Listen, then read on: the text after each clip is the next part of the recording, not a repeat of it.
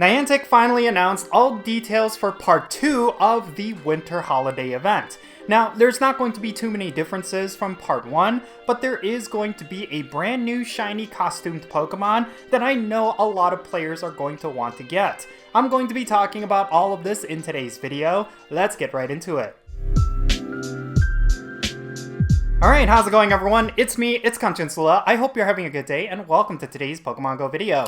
Alright, today we're going to be talking about part 2 of the winter holiday event. This event is going to be a continuation of the first part, which we already covered, but I actually think there are going to be a couple of key differences that you will want to be aware of. Now, just like I predicted when I covered part 1, there's going to be very minimal changes with part 2, but I still think some of these changes are pretty good, and there's certain Pokemon that weren't going to be appearing in part 1 that are going to be appearing in part 2 that you should actually go after. And on top of that, there was one thing with part 1 that was kind of concerning that Niantic immediately addressed with part 2. I'll talk more about that later, but first let's go over all the details for part 2. Part 2 of the winter holiday event is going to start on Monday, December 25th at 10 o'clock a.m. local time, and it's going to go until Sunday, December 31st at 8 o'clock p.m. local time. This event is going to feature the debut of Psyduck wearing holiday attire, as well as its evolved form Golduck wearing the same holiday attire. Its shiny forms are also going to be available as well. I do predict that these shinies are going to be highly sought after, so hopefully you'll end up picking them up during this event. Now, during this event, we're going to have a continuation of the event bonuses from part 1. During the winter holiday event, trainers can choose the bonus that they want to receive for completing a timed research, either double experience for catching Pokemon or double Stardust for catching Pokemon. Again, just like I said in the part 1 coverage, I think the ideal bonus that you should go for is going to be the Stardust. Yeah, it is going to be nice to get experience, especially if you have not hit max level yet, but Stardust is such an important resource within Pokemon Go, so I think the double Stardust is going to be much more worth it.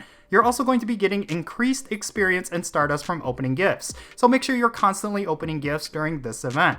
Now, during this event, we're going to be getting pretty much the same wild encounters from part 1, but there's going to be a few key differences. We're going to be seeing Pikachu wearing holiday attire, Alolan Vulpix, Psyduck wearing holiday attire, Cheel, Eevee wearing a holiday attire, Swinub, Delibird wearing a holiday ribbon, Snorunt, Spheal, Galarian Darumaka, Vanillite, Cubchoo wearing a holiday ribbon, Cryogonal, and Total. I actually tried to pronounce this Pokemon right this time, so hopefully I succeeded in that regard. And we're also going to be getting Sneasel, Piloswine, and Amara in the wild, but they're going to be a little bit more uncommon.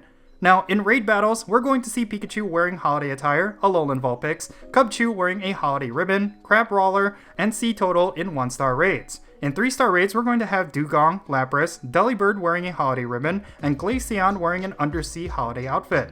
Now, hatching from 2km eggs during this event, we're going to have Psyduck wearing holiday attire, Eevee wearing a holiday hat, Smoochum, Galarian Darumaka, and Amara. This could be a great way for you to pick up high IV versions of Psyduck wearing holiday attire or Eevee wearing a holiday hat. Considering that both of those are not going to be available in raid battles, this will be a great way for you to pick up high IVs of both of those Pokemon. Now, spawning in field research encounter rewards, we're going to be getting Pikachu wearing holiday attire, Alolan Vulpix, Psyduck wearing holiday attire, Shellder, Jinx, Lapras, Stantler wearing a holiday outfit, Spheal wearing a holiday scarf, Snover, Glaceon wearing an undersea holiday outfit, Vanillite, Crabrawler, and you're also going to be able to get Mega Energy for Mega Abomasnow and Mega Glalie. Again, this is mostly a continuation from part 1, with the key difference of the new costume Psyduck being added into the field research rewards rotation. Now, just like I said during the part 1 coverage, stacking up a bunch of Shellder rewards is going to be key during this event. I'm really glad that we're still going to be getting Shellder tasks during part 2, because it will be really beneficial for you if you stack up these rewards and pop a star piece and catch as many of them as fast as you can. Now, in my part 1 coverage, I talked about 2 paid timed research tickets that will be available in the Pokeshop, and both of these tickets are still going to be available during part 2. The first ticket is going to cost $2 USD, and it's going to award you with different encounters, as well as 2 premium battle passes. Now, something you need to keep in mind is that there's going to be 2 parts to this ticket, so during part 1, you're going to be able to get 2 premium raid passes, and then during part 2, you're pretty much also going to be getting the same rewards. So you can get a total of 4 premium raid passes along with a bunch of Pokemon encounters for just $2 USD, so that's something you should keep in mind. Now, the second ticket is going to cost $5 USD, and this is going to give you a 2 times candy for catching Pokemon bonus. Now, this bonus is going to be available for both Part 1 and Part 2, but considering that it is a bonus and not necessarily a reward, that means it'll be more beneficial for you if you buy this ticket during Part 1 and have the effect for both Part 1 and Part 2.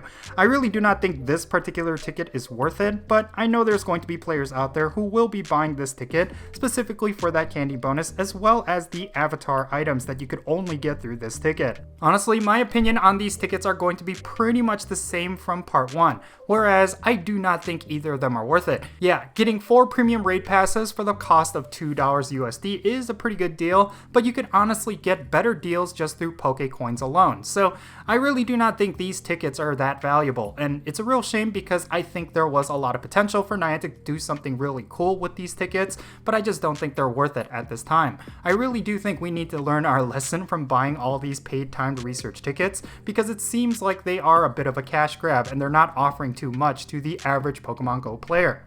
I don't know, that's just my own personal opinion about them. I know there's going to be players out there who do think that these tickets are valuable, but that's just simply not me. I really do not think there's any kind of justification for buying any of these tickets.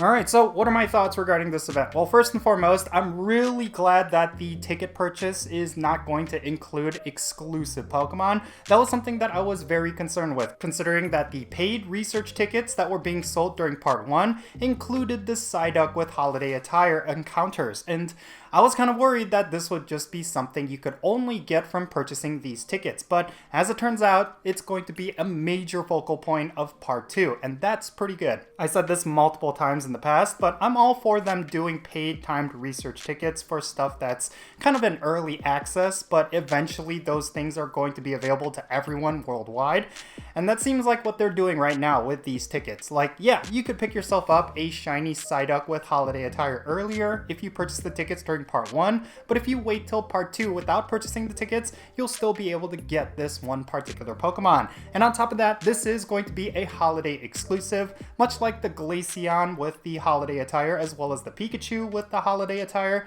This is going to be exclusive to the holiday event. So I do predict it's going to be one of the rarest shinies, as well as one of the most sought after, so hopefully you'll get lucky and pick one up for yourself. Now, I totally recognize that there's going to be people out there who are going to criticize Niantic for making this event a bit boring. Like, there was a lot of stuff that they could have added to Part 2 of the holiday event, even Part 1, but it seems like these events are basically just a bunch of costume Pokemon and nothing special about them.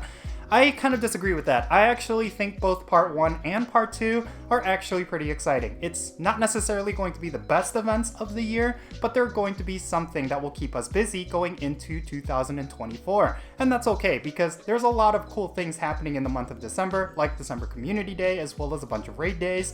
I really do not mind having a very chill event going into the end of the year. That's just my own personal opinions about it. I know there's going to be players out there who will disagree with me, but it's totally okay, because I think when it comes to Pokemon Go, there was a lot of ups and downs this year, but I really do not think the in-game events were a major problem. This in-game event is just, it is what it is, so yeah. But yeah, in any case, that's going to be it for this video. Now, I would love to know all of your thoughts regarding this Part 2 of the holiday event down below. Is there a particular Pokemon that you are going after? Are you excited about that Psyduck shiny potentially being in your collection? Definitely share all those thoughts down below, and let's have a great discussion. And thank you so much for making it to this point in the video. If you ended up enjoying it and found it to be informative, make sure you hit that thumbs up button and subscribe if it's your first time here. And don't forget that little bell so you can stay up to date on whenever I upload videos. Now I want to give a quick shout out to all my patrons on Patreon. You make this channel content possible. If you want to support my channel in any way, big or small, then make sure you go and check out the links in the description below.